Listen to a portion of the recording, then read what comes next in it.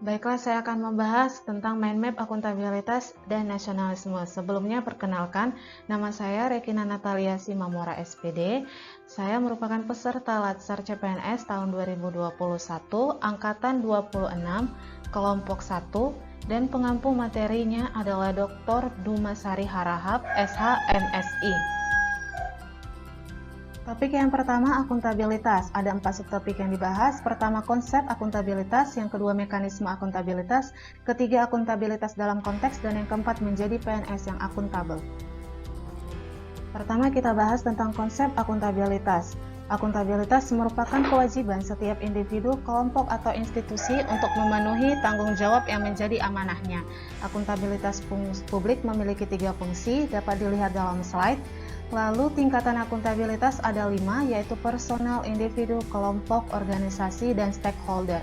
Dan yang terakhir, aspek akuntabilitas itu berorientasi pada hasil, membutuhkan adanya laporan, memerlukan konsekuensi, dan memperbaiki kinerja. Subtopik yang kita bahas selanjutnya yaitu mekanisme akuntabilitas. Yang pertama, mekanisme akuntabilitas birokrasi Indonesia itu ada 3 jenis, yaitu perencanaan strategis, kontrak kinerja, dan laporan kinerja.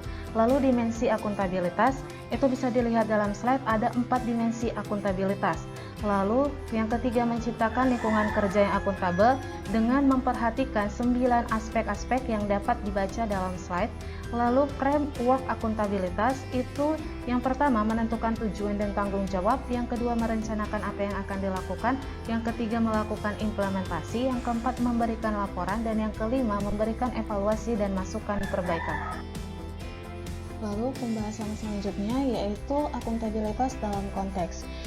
Dan di sini ada 5 pembahasan, yaitu yang pertama transparansi dan akses informasi, yang kedua praktek kecurangan atau fraud dan perilaku korup, yang ketiga penggunaan sumber daya milik negara, yang keempat penyimpanan dan penggunaan data dan informasi, dan yang kelima konflik kepentingan. Dan ini merupakan pembahasan-pembahasan yang ada dalam akuntabilitas dalam konteks. Subtopik yang terakhir yaitu menjadi PNS yang akuntabel. Yang pertama, prinsip ASN sebagai profesi, itu bisa dilihat dalam slide, ada 4 prinsip ASN sebagai profesi. Lalu yang kedua, asas penyelenggaraan kebijakan dan manajemen ASN, itu bisa dilihat dalam slide yang ada 9 asas penyelenggaraan kebijakan. Dan cara PNS mengambil keputusan yang akuntabel yaitu dengan memastikan tindakan dan keputusan yang berimbang, lalu bertindak adil dan akuntabel dan transparan. Topik yang kedua yaitu nasionalisme. Definisinya, suatu sikap politik dari masyarakat suatu bangsa yang memiliki kesamaan kebudayaan dan wilayah serta cita-cita dan tujuan, sehingga masyarakat suatu bangsa tersebut merasakan adanya kesetiaan yang mendalam terhadap bangsa itu sendiri.